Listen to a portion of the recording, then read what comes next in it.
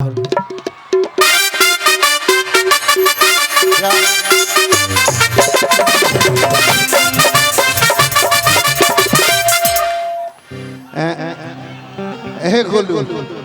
तू अगर हम लड़की रहती नु अगर हम लड़की रहती तारा के लेके भाग गई रहती। सही कहता तुम इतने क्यूट और प्यारे लगते हो भाई कि आपको देखने के बाद हमारे मन का जो नारित्व है वो पैदा हो जाता है। सही बोलता हूँ। आई मुन्ना भैया सम्मान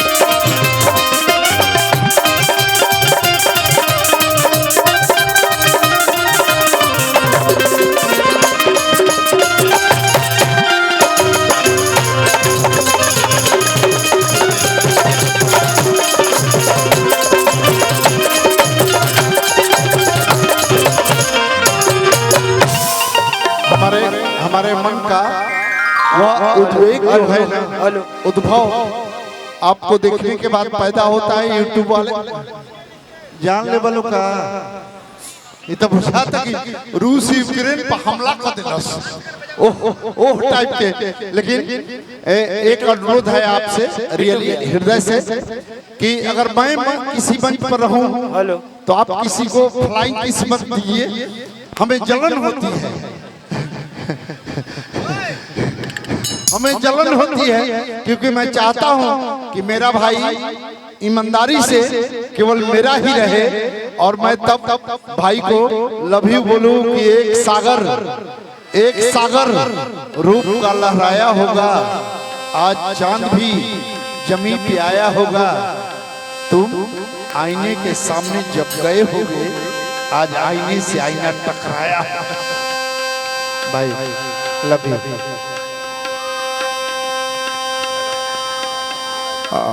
प्रिय आपका सबका सम्मान करते हुए मैं निवेदन करूंगा, आप सबसे निवेदन करूंगा कि अनावश्यक मंच पे ना अतिथि कलाकारों को परेशानी ना हो, कोई प्रॉब्लम ना हो, थोड़ा मंच को खाली कर दीजिए। अगर अनावश्यक कोई काम ना हो, अगर इस ग्रुप में आप ना हो तो खाली कर दीजिए, थोड़ा खाली कर दीजिए। हमारे आए हुए अतिथि कलाकारों का कहीं से सम्मान कम ना हो, कहीं से असुविधा ना हो, कृपया खाली कर दीजिए। हाँ ठीक है। अभी माइक मैं अनुज छोटे भाई को दे रहा हूँ। बड़ी दिन बाद मुलाकात हुई है, उनको लगता है लॉकडाउन से पहले मुलाकात हुई थी। उसके पहले मंटू सिंह जी रॉयल होटल के मालिक कहाँ हैं? आप कहीं हैं तो हाथ उठा के हमें बताएं कि आप प्रकट हैं कि रंग बरसेगा, नूर बरसेगा, रंग बरसेगा, नूर बरसेगा, लम्हा लम्हा सुरूर बरसेगा और आपका साथ रहा तो यह दावा है मेरा, आज की रात बादल जरूर बरसेगा। गोलू गोल्ड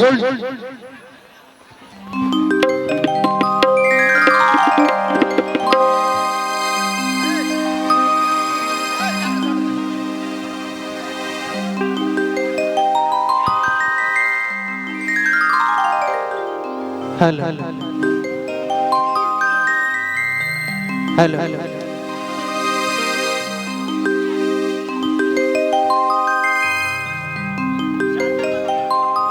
सबसे पहले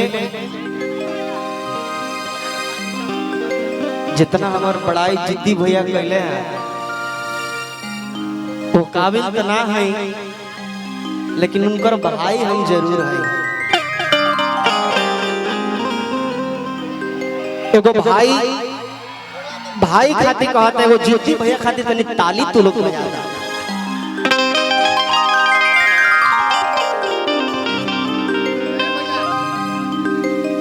सबसे पहले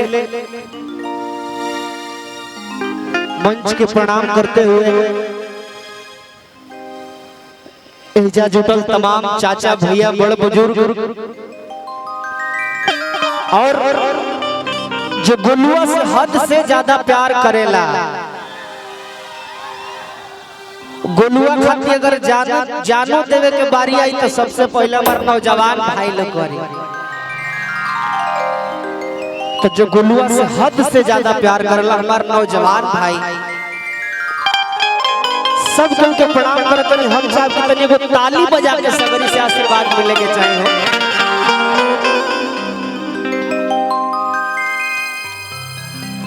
अच्छा, बहुत अच्छे मंच उद्घोषक प्रशांत गिरी जी की तरफ से बहुत पुरस्कार, स्वागत, अभिनंदन।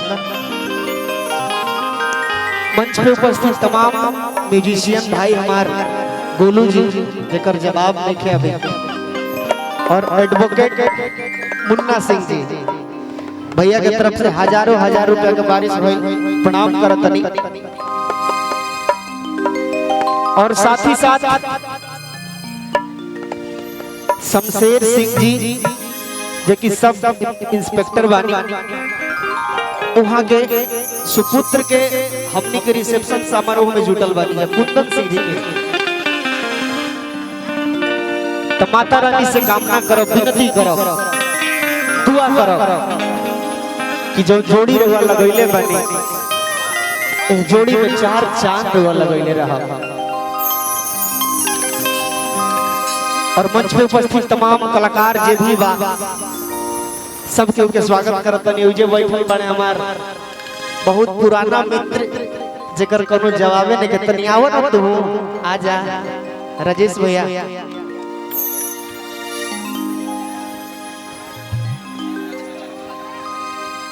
हमारे बड़े भाई राजेश गुप्ता जी, इन्होंने ही किया था कि दैया रे देवरा दिखावे हरियर नमरी ना। तो हम चाहते कि राजेश भैया खाती तने को ताली बजा दे लोग भाई। Thank you so much. और साथ ही साथ जेकरा सौजन्य से हमनी के इजा बानी जा हमारे आशीष यादव जी बड़े भाई, जहाँ कहीं भी होके रहो कि हम स्वागत करतनी, मंच से प्रणाम करतनी भैया। और हम ज्यादा समय ना लेते हुए कार्यक्रम की शुरुआत कइल ना हो। प्रेम से बोली भिरगु बाबा की।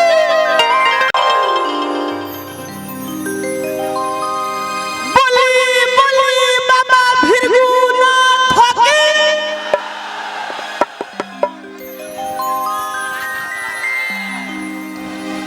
और साथ ही साथ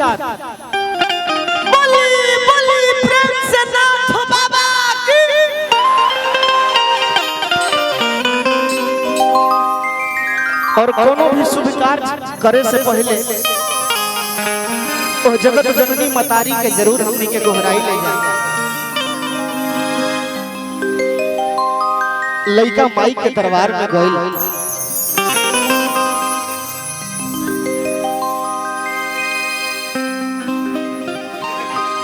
लइका कहलस कि ए माई बाबू रे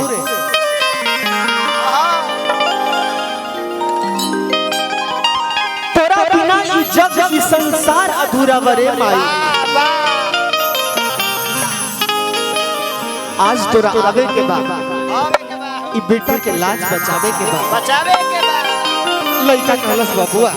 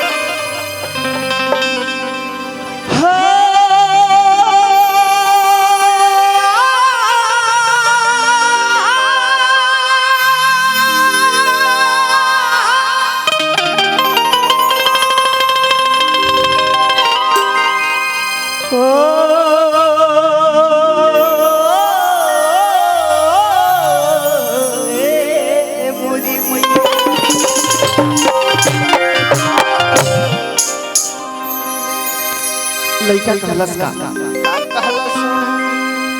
अच्छा है मैं कितना लोग गोलुआ से प्यार कर ला तने हाथ उठावे तो आई लव यू टू सचो में तारा लोग से आप सबसे बता दी कि गोलुआ के माई बाबू जन्म जरूर देले बा लेकिन गोलुआ के गोलू गोल्ड पर तो ही लोग न बनैले बड़ा बड़ा आई लव यू टू भाई भाई भाई भाई भाई भाई भाई भाई बहुत बहुत पुरस्कार स्वागत अभिनंदन लेकिन कहे के बा गोलू बाबू कि माई मक्का माई मदीना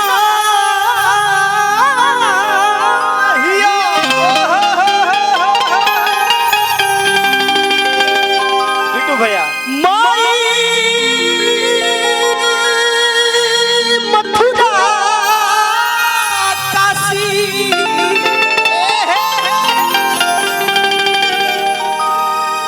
कीजे माई के करी न पूजा धरम करम सपनासी की कर जा माई के ना चुकोल भगवान हो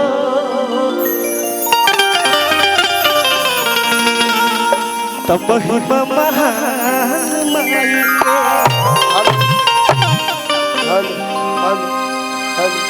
एगो छोटा सा देवी गीत गावल चाहता नहीं तारा लोग के आदेश हुई तबे एगो हालत के बता दे लो छोटा सा एगो देवी गीत गाई एकरा बाद रंगा रंग कार्यक्रम गोलू गोल्ड तारा लोग के हवाले रहे लइका कहलस का कैसे हो आस लगा के बेटा तो होके बोला रे ए माई लइका बोलाओ त तहरा आवे के बे मतारी लइका कहलस बबुआ का कहलस आस लगा के आस लगा के बेटा तो होके बोला रे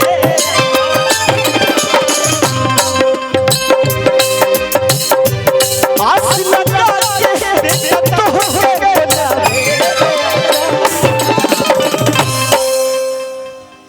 तैयारी सब के ये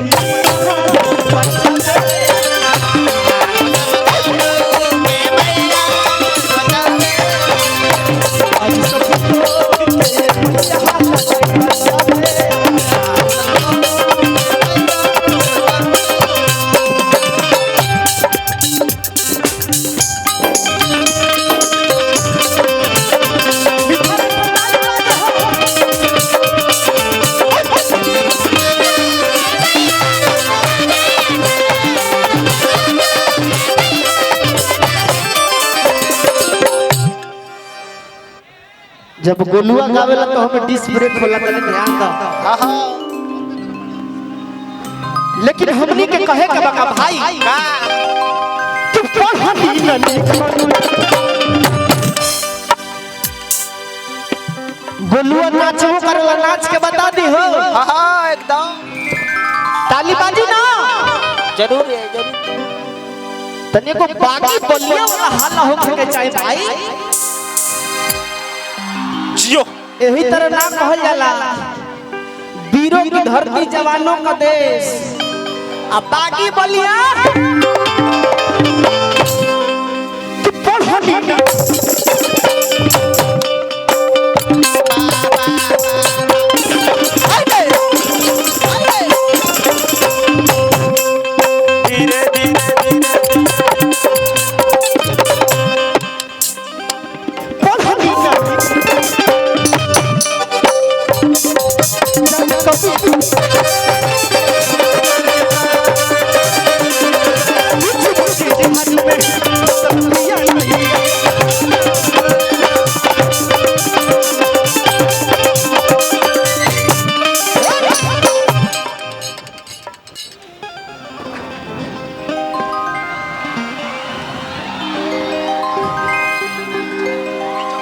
बाजा नहीं खियावा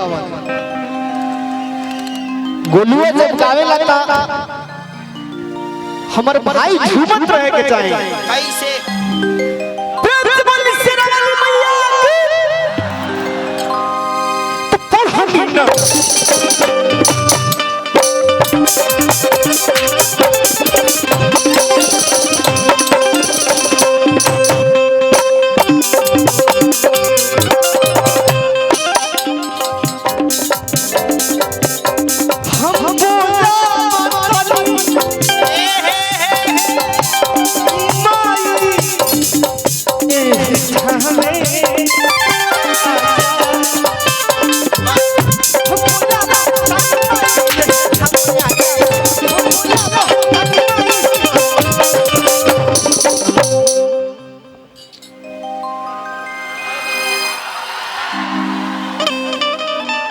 अब एकर के तनी उड़ा के बलिया वाला भाव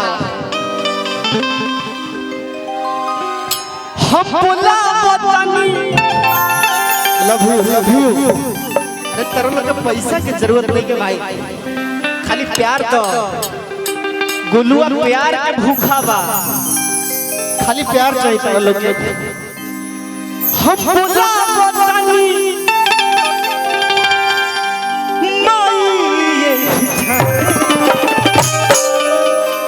आज सभी